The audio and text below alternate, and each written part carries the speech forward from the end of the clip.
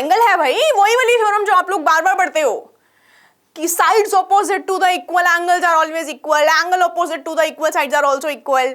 तो यहाँ पे साइड इक्वल है तो इनके ऑपोजिट वाले एंगल भी इक्वल, ये 35 तो ये 35। अब मार्क कर लेना इस थ्योरम को स्टार के साथ। क्यों? क्योंकि इस थ्योरम पे इतने क्वेश्चन आते हैं, एक एक नंबर के हो, 2 नंबर के हो, 5 नंबर हो, कितने नंबर का भी क्वेश्चन आ सकता है। एक और चीज ये है कि अगर आप लोगों को मन करे कि ऐसे और क्वेश्चन प्रैक्टिस करने हैं, हाँ समझ गई आप लोगों की बात, यहाँ पे तो कर ही लोगे स्वाति मैम के साथ, ठीक है, लेकिन स्वाति मैम नहीं होंगी तो कैसे करोगे? तो करोगे एक्स्ट्रा मार्क्स पोर्टल के साथ। भाई दुनिया गोल है ये सभी ने सुना है, लेकिन इस गोल चैप्टर के बारे में आप लोगों ने सुना, जाना, पढ़ा या नहीं अभी तक? तो आज हम चैप्टर की बात करने वाले हैं जो कि है हमारा चैप्टर सर्कल्स, क्लास 9th का circles chapter, very important chapter मैं कह सकती हूँ आप लोगों के सामने।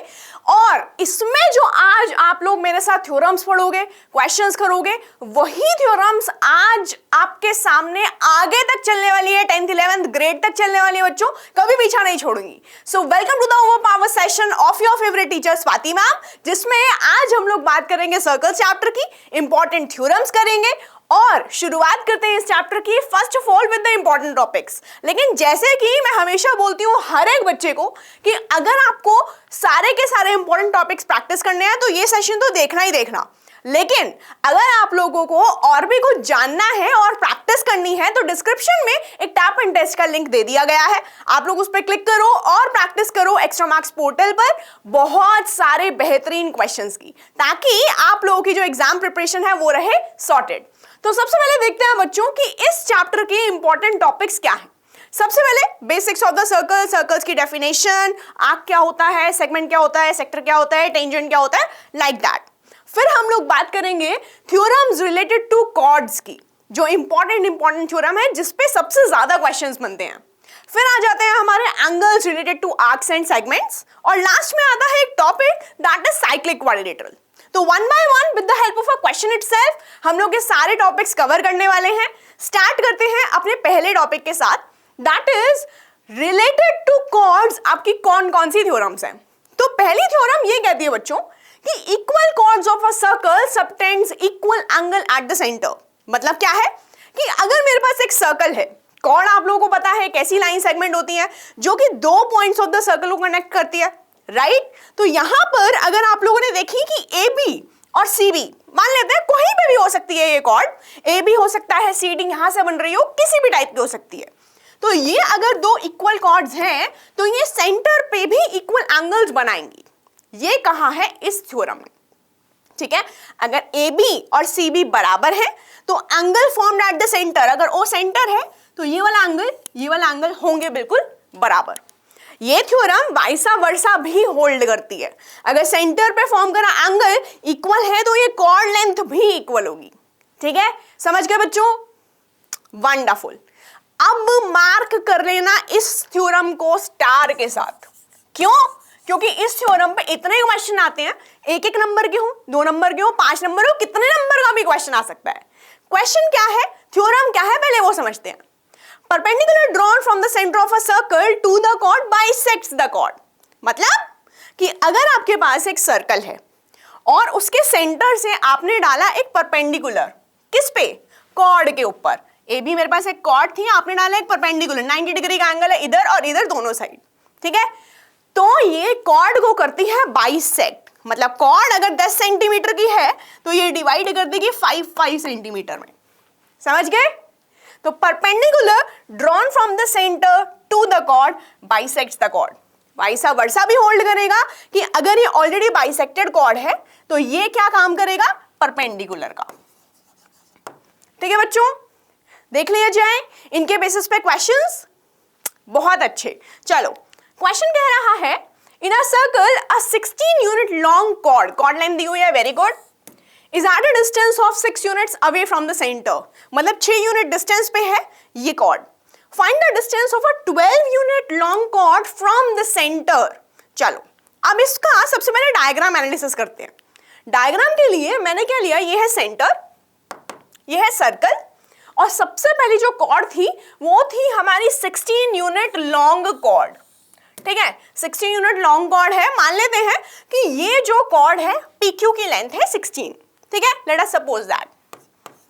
अब आप लोग मुझे बताओ कि इन्होंने बोला कि it is at a distance of 6 units away from the centre. तो अगर मैंने इस पॉइंट को मार्क कर लिया V, तो क्या मैं ये बोल सकती हूँ O से V तक का डिस्टेंस जो है वो 6 यूनिट्स है, करेक्ट? तो पूरी की पूरी कॉर्ड लेंथ थी 16, ये डिस्टेंस हो गया 6। अब आप लोग मुझे बताओ जब ये परपेंडिकुलर डिस्टेंस है तो क्या ये 16 वाली जो कॉर्ड है वो दो पार्ट में बाइसेक्ट हो जाएगी?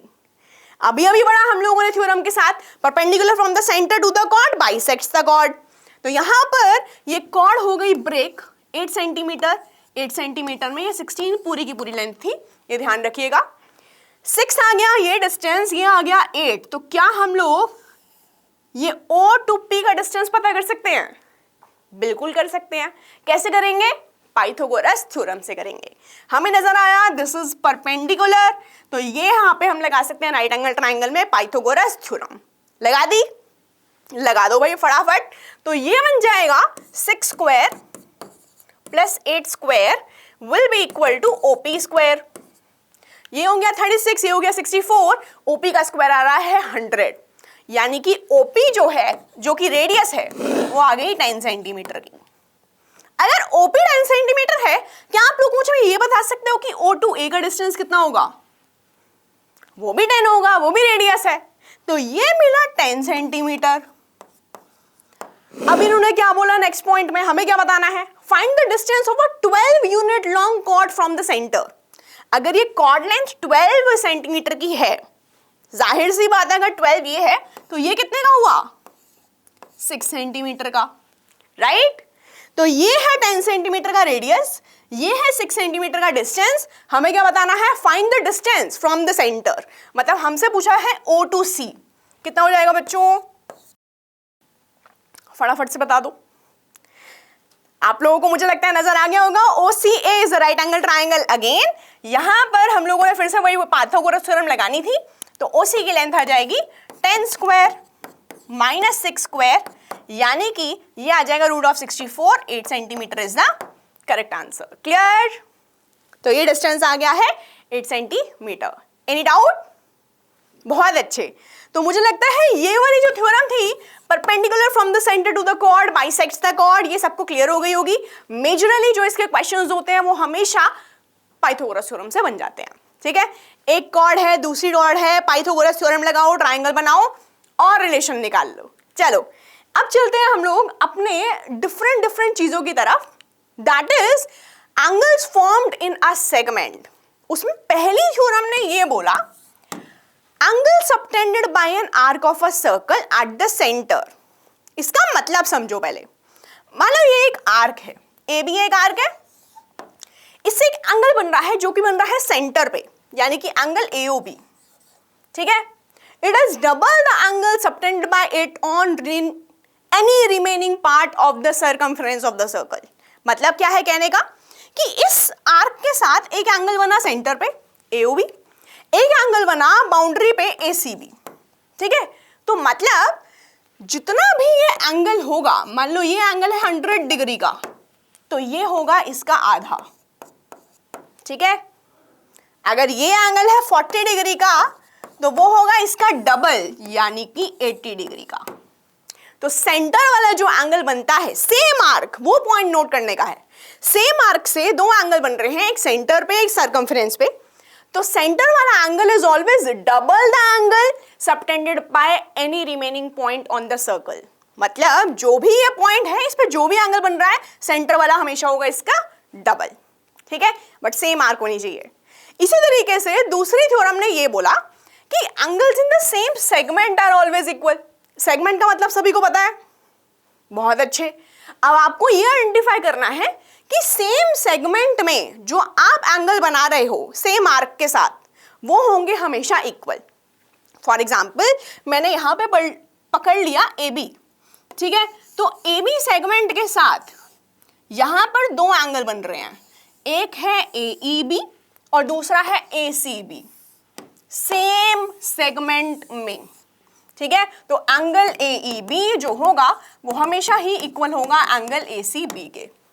क्लियर? कोई नया एंगल भी बनाओगे वो भी इक्वल होगा। आपने बना दिया यहाँ पे APB, ये तीनों एंगल इक्वल हो जाएंगे। तो angles in the same segment are always equal. और अगर मैं बात करूं सेंटर और बाउंड्री वाले एंगल का क्या रिलेशन था कि सेंटर वाला हमेशा होगा डबल। ये बहुत इंपॉर्टेंट थ्योरम्स है बच्चों, हमेशा आती हैं, हमेशा इसके क्वेश्चन आते हैं, पूछे जाते हैं हमेशा। तो अब चलते हैं इनके क्वेश्चंस को टारगेट करने। क्वेश्चन से पहले एक और छोटू सा पॉइंट है जो हमें नोट करना है। Angle formed in a semi circle is always equal to 90 degree. मतलब ये कि अगर ये पॉइंट है O और ये है AOB इज अ डायामीटर, ठीक है। अब ये डायामीटर है तो हमें ये बोला गया है कि angle formed in a semi circle is always equal to 90 degree. मतलब कि अगर आप इस डायमीटर के साथ कहीं पे भी एंगल बनाते हो सर्कमफरेंस पे तो ये एंगल होगा 90 डिग्री का। ये 90, ये 90, ये 90। आप इस डायमीटर के साथ सर्कमफरेंस पे कहीं पे भी एंगल बना दो, हमेशा 90 डिग्री का एंगल आएगा। पॉइंट नोट कर लिया? बहुत अच्छे जनाब। चलते हैं हम लोग क्वेश्चन सेट की तरफ। चलो, what is the value of this angle y if O is the center of the circle and this angle is 20 degree? Very interesting question, but मुझे लगता है कि आप लोगों ने कर ही लिया होगा देखते ही। अगर आप लोगों को पिछले वाली थ्योरम क्लियर है तो क्या कहा था थ्योरम ने कि जो सेंटर पे एंगल बनता है with the same arc in the same segment वो हमेशा डबल होता है बाउंड्री वाले एंगल से, सर्कमफेरेंस वाले एंगल से। तो अगर सर्कमफेरेंस पे एंगल बना है 20 डिग्री का तो सेंटर पे कितना होगा इसका डबल, यानी कि y की वैल्यू है twice of 20, answer is 40 degree. Clear? Straightforward answer, straight forward question based on the theorem. चलो next question. In this given figure O is the centre of the circle, ठीक है, मान लिया आपकी बात। Angle OMN is equal to 35 degree, P is the point of the circle. MPN की value निकालनी है। MPN इसकी वही थ्योरम्स वही अप्लाई करनी है। 2 सेकंड का टाइम है बच्चों, फटाफट से ट्राई करो। अब कुछ बच्चे बोलेंगे अरे मैम 2 सेकंड में थोड़ी हो जाएगा। चलो देख लेते हैं, साथ में करते हैं क्वेश्चन को। सबसे पहले हम लोगों ने देखा कि अगर मैं सेंटर वाले एंगल तक पहुंच पाती तो इस वाले एंगल तक पहुंचना बहुत आसान है। तो क्या हम सेंटर वाले एंगल तक पहुंच सकते हैं? Yes, absolutely right. हम लोगों को दिखा यहाँ पर OM है, यहाँ पर ON है, दोनों ही है रेडियस, ठीक है। अगर दोनों रेडियस हैं तो दोनों लेंथ इक्वल है, मतलब ये दोनों एंगल्स भी इक्वल होंगे। ये 35 तो ये 35। यस और नो? ट्रायंगल है भाई, वही वाली थ्योरम जो आप लोग बार बार पढ़ते हो कि sides opposite to the equal angles are always equal, angle opposite to the equal sides are also equal. तो यहाँ पे साइड इक्वल है तो इनके ऑपोजिट वाले एंगल भी इक्वल। ये 35 तो ये 35। अब क्या करो, एंगल्स हम प्रॉपर्टी लगा दो ट्रायंगल OMN में। क्या हुआ? This is 35 degree, this is 35 degree. What is the measurement of angle MON? 180 minus 35 plus 35, यानी कि 180 minus 70 degree. yes or no? मतलब मेरे पास जो सेंटर वाला एंगल आ रहा है that is equal to 110 degree, right people? Correct. अब सेंटर वाला एंगल अगर पता चल गया है तो ये वाला एंगल इसका क्या हो जाएगा? हाफ। बिल्कुल सही कहा आप लोगों ने। तो this is going to be equal to 55 degree, 110 का हाफ। बस वही थ्योरम लगाई जो हम लोगों ने पढ़ी थी अभी। Angle formed at the centre is always double the angle subtend by it on any remaining point on the circle. Answer is 55 degree. था ना इजी? अच्छा चलो एक और चीज बताती हूँ आप लोगों को। एक और चीज ये है कि अगर आप लोगों को मन करे कि ऐसे और क्वेश्चन प्रैक्टिस करने हैं, हाँ समझ गई आप लोगों की बात, यहाँ पे तो कर ही लोगे स्वाति मैम के साथ, ठीक है, लेकिन स्वाति मैम नहीं होंगी तो कैसे करोगे? तो करोगे एक्स्ट्रा मार्क्स पोर्टल के साथ, ठीक है। There is a very important feature on extra marks portal, that is power question feature. आपको सेम टॉपिक के अलग अलग questions with different set of values मिलते जाएंगे and you can practise it a lot, ठीक है। सो क्लास 9 स्टूडेंट्स, आप लोग बहुत सारी प्रैक्टिस करो, आपके एग्जाम्स आ रहे हैं अब। चलो next question. In this given figure, O is the center of the circle. Angle BDC ये दिया हुआ है 40 डिग्री, तो ACB की वैल्यू निकालनी है, इस एंगल की वैल्यू निकालनी है। चलो ठीक है। अब आप लोगों को आइडेंटिफाई करना है, थोड़ी कॉम्प्लिकेटेड फिगर आ रही है अब क्वेश्चंस में, बट थ्योरम्स वही हैं, ठीक है। थ्योरम्स वही हैं, तो सबसे पहली थ्योरम जो हम लोगों को लगानी है वो होगी angles in the same segment are equal. क्या लग सकती है इधर? मैंने आइडेंटिफाई करी ये CB मेरी सेगमेंट है, ठीक है, तो इस साइड जो भी एंगल बनेंगे CB के साथ वो होंगे इक्वल, यस और नो? तो CDB और CAB, क्या ये दोनों इक्वल हो गए? बिल्कुल हो गए। Angles in the same segment are always equal. तो ये अगर 40 है तो ये एंगल कितना हो गया? 40 डिग्री। डन। अब सोचो कि इस एंगल तक कैसे पहुंचोगे? बताओ बताओ, सोचो सोचो, कुछ तो सोचो। सारा काम स्वाति मैम थोड़ी करेंगी। इस एंगल तक कैसे पहुंचोगे? चलो ठीक है, मानी आपकी बात। अगर इस एंगल के बारे में पता चल जाए तो इस एंगल के बारे में पता चल जाएगा। क्या हमें पता है इसका मेजरमेंट? क्या हमें पता है कि O is the centre of the circle है और ये AOC इज द डायमीटर है? और हम लोगों ने क्या थ्योरम पढ़ी थी? Angle form with the diameter is always equal to 90 degree. तो ये एंगल जो है, क्या हमको पता चल गया है कि इस डायमीटर के साथ जो आप सर्कमफेरेंस पे एंगल बना रहे हो दैट इज 90? यस और नो? Absolutely correct. अब ये 40 है, ये 90 है, तो ये एंगल कितने डिग्री का हुआ? लगा दो एंगल सम प्रॉपर्टी। कितना हुआ? 40 degree plus 90 degree plus angle ACB is equal to 180। तो स्ट्रेट फॉरवर्ड एंगल ACB की वैल्यू आ गई है 50 डिग्री। Is it clear? है ना आसान? बस कुछ नहीं करा, angles in the same segment are always equal, यही प्रॉपर्टी लगाई है हम लोगों ने, और यही प्रॉपर्टी बहुत टाइम से चल भी रही है। सेंटर पे एंगल देख लो, बाउंड्री पे एंगल देख लो, क्या वो रिलेटेड है वो देख लो, क्या हमें डायमीटर मिल रहा है वो देख लो। बस इन्हीं की हेल्प से सारे क्वेश्चन हो रहे हैं। चलो अब एक और क्वेश्चन करते हैं ऐसा, बट इस क्वेश्चन को करने से पहले एक और बेहतरीन कॉन्सेप्ट, जो कि मैं बोल सकती हूँ बहुत ही ज्यादा इंपॉर्टेंट कॉन्सेप्ट है 9th का, that is cyclic quadrilateral. Cyclic भी है, क्वाड्रिलेटरल भी है। बिल्कुल, क्वाड्रिलेटरल जिसकी 4 साइड्स है, साइक्लिक यानी कि कुछ सर्कल से रिलेटेड। तो एक ऐसा क्वाड्रिलेटरल जिसके चारों वर्टिसेस सर्कल के सर्कमफेरेंस पर लाई करें, that is known as cyclic quadrilateral. ठीक है, और इसकी प्रॉपर्टी क्या होती है? इसकी प्रॉपर्टी ये होती है कि इसके ऑपोजिट एंगल्स का सम हमेशा 180 के बराबर होता है। Opposite angles are always supplementary, मतलब एंगल A प्लस C होगा 180 के बराबर, ऐसे ही B प्लस D भी होगा 180 के बराबर। अगर ये 100 है तो ये 80 है।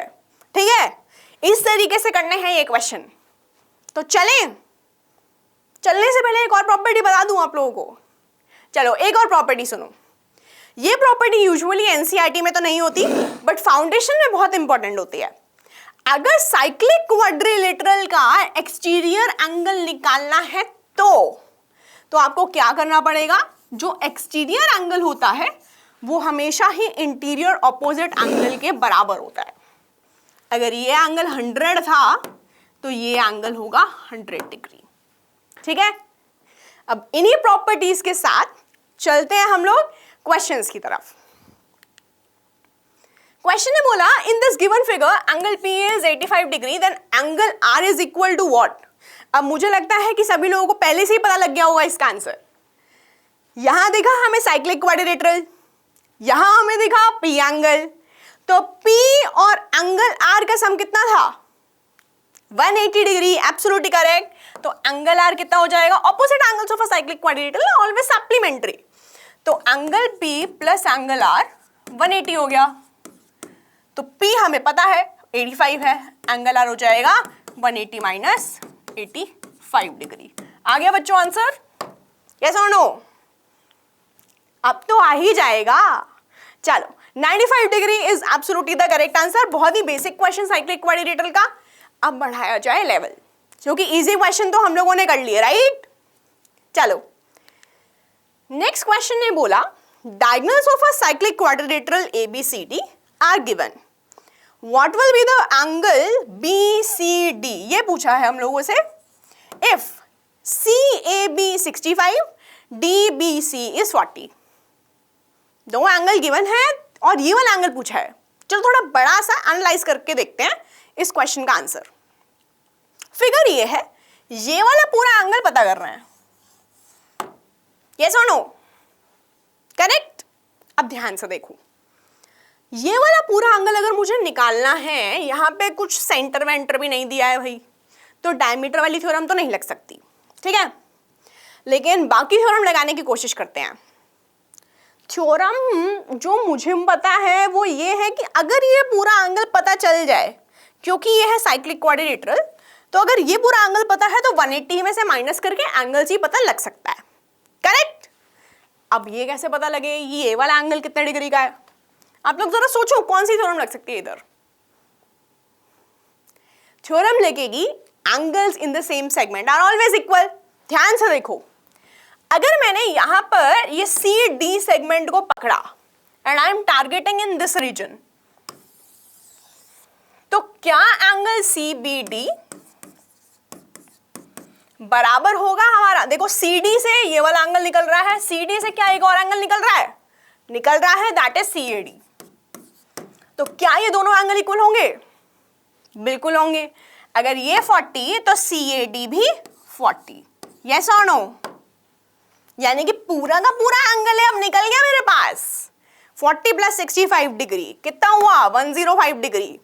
तो एंगल A जो कि है 105 और एंगल C का सम कितना है? 180। तो एंगल C की वैल्यू पता चल गई, 180 माइनस 105। आ गया सबका आंसर, यस और नो?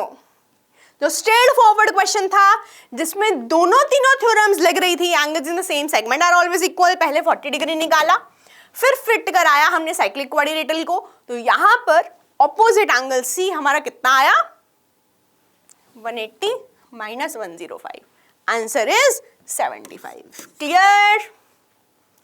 इस तरीके से क्वेश्चन आते हैं बच्चों, इस तरीके से हम लोग फंसते हैं कि साइक्लिक क्वाड्रिलेटरल क्या है और ये एंगल 75 डिग्री कैसे आया, क्या कोई और थ्योरम तो नहीं लग रही। आपको ध्यान से आइडेंटिफाई करना है, बहुत सारी मल्टीपल थ्योरम्स हैं, कौन कौन सी लग सकती है, angles in the same segment है कि नहीं है, डायमीटर से कोई एंगल बन रहा है कि नहीं बन रहा है, क्या कोई सेंटर पे तो नहीं बन रहा है, ये सारी चीजों का ध्यान रखना, ठीक है। चले आगे, चलो। Oh my god, assertion reason का क्वेश्चन, एजर्शन दिया हुआ है, रीजन दिया हुआ है। अब हमें पता करना है कि एजर्शन रीजन दोनों सही है कि नहीं है, या फिर क्या है इधर। एजर्शन बोल रहा है इन this given figure triangle EFH जो है वो इक्विलैटरल ट्रायंगल है और EFGH है साइक्लिक क्वाड्रिलेटरल। तो FGH जो है वो है 110 डिग्री का, ओके, ठीक है, देखते हैं। और दूसरा जो रीजन है उसने बोला cyclic quadrilateral opposite angles are supplementary. देखो मुझे लगता है सबको रीजन पढ़ के तो समझ में आ गया होगा कि ऑपोजिट एंगल्स हमेशा सप्लीमेंट्री होते हैं साइक्लिक क्वाड्रिलेटरल में। तो इस स्टेटमेंट में तो कोई दो राय नहीं है, this is definitely true, yes और नो? साइक्लिक क्वाड्रिलेटरल में ऑपोजिट एंगल्स हमेशा ही सप्लीमेंट्री होते हैं, सम होता है 180। अब हमें पता करना है assertion. In this given figure, triangle EFH is an equilateral triangle. Equilateral triangle में कितने डिग्री का एंगल होता है? 60। ठीक है, तीनों एंगल 60 के हो गए। और अगर ये साइक्लिक क्वाड्रिलेटरल है तो FGH होना चाहिए 110 डिग्री का। बताओ आप लोग मुझे कि अगर ये एंगल 60 डिग्री का है तो ये एंगल कितने का हुआ? 180 माइनस 60 का कितना हुआ? 120 का ना, 110 डिग्री का थोड़ी होगा। तो ये angle as per cyclic quadrilateral होना चाहिए 120 डिग्री। ऑपोजिट एंगल का सम 180, एक है 60 तो दूसरा हुआ 120, ना कि 110, यानी कि इसमें हो गई गड़बड़। अगर एजर्शन फॉल्स है, रीजन ट्रू है, तो कौन सा ऑप्शन सही होगा? डी ऑप्शन, यस और no? Assertion is false, reason is true. आपका D option is absolutely the correct answer. अब चलते हैं हम लोग आगे नेक्स्ट क्वेश्चन की तरफ। भाई देखो, assertion reason आप लोगों का न्यू सेट ऑफ क्वेश्चंस हैं जो 9th ग्रेड में भी पूछे जा रहे हैं, 10th में भी पूछे जाते हैं, और इनको आप लोग ध्यान से प्रैक्टिस करना। 2 स्टेटमेंट होंगे, पूरा पूरा पता करना है दोनों सही है कि नहीं है, दोनों एक दूसरे को जस्टिफाई कर रहे हैं कि नहीं कर रहे हैं, लाइक दैट। क्वेश्चन ईजी होते हैं, आप लोगों को ये क्वेश्चन देख के लग ही रहा होगा कि अरे ये तो इजी है, बन जाएंगे आसानी से, यस और नो। चलो इसी बात पे नेक्स्ट क्वेश्चन है हमारा, in this given figure angle AOC है 120 degree, then the value of y angle is what. ये वाला एंगल पूछा है भाई। अब देखो मैंने आप लोगों को ना बहुत इंपॉर्टेंट थ्योरम स्टार्टिंग में ही करा दी थी और बोला था कि ये थ्योरम ध्यान से कर लेना क्योंकि ये फाउंडेशन के हिसाब से बहुत इंपॉर्टेंट है। आप सोचोगे फाउंडेशन के हिसाब से तो हम क्यों करें इस क्वेश्चन को, आप तो CBSE में हो कि नहीं हो। भाई देखो ये CBSE का भी क्वेश्चन है, फाउंडेशन का भी क्वेश्चन है, कैसे है दोनों से बताती हूँ अभी, ठीक है।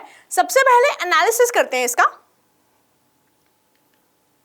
बड़ी सी हमने पिक्चर ले ली यहाँ पर, ये एंगल था 120 डिग्री का और हमें निकालना है ये वाला एंगल। तो सबसे पहली जो बात है वो ये है कि अगर मैं आप लोगों को डायरेक्टली बताऊं इस क्वेश्चन को, तो वो थ्योरम थी कि अगर आप लोगों के पास कोई साइक्लिक क्वाड्रिलेटरल दिखता है तो उसका एक्सट्रीम एंगल किसके बराबर होता है, इंटीरियर ऑपोजिट एंगल के। तो क्या हमें इंटीरियर ऑपोजिट एंगल पता है? बिल्कुल पता है। कैसे पता है? अगर ये 120 डिग्री का है angle formed at the centre with the same segment, तो ये कितना होगा, इसका आधा, यानी कि 60 डिग्री का, ठीक है। ओके, अगर ये 60 का तो ये भी 60 डिग्री का। डायरेक्ट था। अगर डायरेक्टली नहीं पता है किसी को ये थ्योरम कि extreme angle of a cyclic quadrilateral is equal to interior opposite angle, तब क्या करोगे? ये तो पता चल गया, ये 120 का है तो 60 का है, ये 60 का हुआ तो ये 120 का हो गया, ये 120 का हुआ तो लीनियर पेयर से ये 60 का हो गया। बस एक दो स्टेप्स और बढ़ जाते हैं, कॉन्सेप्ट तो हमारा वही रहता है। अब कुछ इंपॉर्टेंट पॉइंट सुनो आप लोग, जो अक्सर बच्चे गड़बड़ करते हैं। जब भी आप लोग angles in the same segment बनाते हो, जैसे ये था PQ, तो आपको ध्यान रखना है कि सारे एंगल PQ के बीच में ही आए, ठीक है। जैसे PRQ, PVQ, PTQ, इनका मेजरमेंट होगा बराबर, ठीक है। दूसरी इंपॉर्टेंट चीज क्या है कि जब भी आप लोग सेंटर पे एक एंगल बनाते हो और एक सरकमफेरेंस पे बनाते हो, तो आपको ये ध्यान रखना है कि इस साइड वाला जो एंगल बन रहा है वो है डबल इस एंगल के, ठीक है। ये चीज का ध्यान रखना है। ऐसे नहीं कि कुछ आपको ऐसे कॉम्प्लिकेटेड से फिगर मिलेंगी बच्चों जिसमें आपको ये वाला एंगल दिया होगा, फिर आपसे ये पूछा होगा, तो ये चीज का ध्यान रखना कि इसका और इसका नाता नहीं है, इसका और इसका जो सेम जैसे दिख रहे हैं उनका नाता है, ठीक है। सेम सेगमेंट में जो बन रहे हैं उनका नाता है, समझ गए? इन चीजों को ध्यान रखना। चलो back to the same question, अगर ये 60 तो एक्सट्रीम एंगल भी 60 डिग्री, आंसर इज 60 डिग्री, ठीक है। इस क्वेश्चन के साथ आपके जो मेजर कॉन्सेप्ट हैं इस चैप्टर के वो खत्म होते हैं यहाँ पर। और हम लोगों ने क्या क्या पढ़ा है, फटाफट से एक बार क्विक रिवीजन हो जाए उनका। सबसे पहले पढ़ा था हम लोगों ने कॉर्ड्स रिलेटेड वाली थ्योरम कि perpendicular from the centre to the chord will bisect the chord, very important, बहुत बार क्वेश्चन आते हैं, 1 नंबर के, 2 नंबर के, 4 नंबर के सारे क्वेश्चन, ठीक है। दूसरी इंपॉर्टेंट थ्योरम जो हम लोगों ने पढ़ी है सेगमेंट वाली, कि सेंटर पे जो एंगल बनेगा वो होगा डबल किसका, सरकमफेरेंस वाले एंगल का, अगर सेम सेगमेंट में है तो, या फिर angles formed in the same segment are always equal, मतलब सरकमफेरेंस पे जो एंगल बन रहे हैं वो हमेशा होंगे इक्वल अगर सेम सेगमेंट है तो, ठीक है। अब दूसरी जो लास्ट चीज हम लोगों ने पढ़ी दैट वाज साइक्लिक क्वाड्रिलेटरल, एक ऐसा क्वाड्रिलेटरल जिसके चारों वर्टिसेस लाई करें सर्कल पे और ऑपोजिट एंगल का सम हो 180 डिग्री, ठीक है, क्लियर। तो ये थी आपकी मेन इंपॉर्टेंट थ्योरम्स इस चैप्टर की। आप लोग डिस्क्रिप्शन में दिए गए लिंक को फटाफट से कॉपी करो, ओपन करो और टेस्ट अटेम्प्ट करो, ताकि आपकी एग्जाम प्रिपरेशन रहे फुल ऑन तैयारी, ठीक है। आप लोग नाम रोशन करो स्वाति मैम को और वापस से आके कमेंट में बताओ कि मैम ये सेशन देखने के बाद, वो क्वेश्चंस प्रैक्टिस करने के बाद बात बन गई, ठीक है। So here I am wrapping up the session with all of you. Thank you so much everyone. Have a great day ahead. Bye-bye.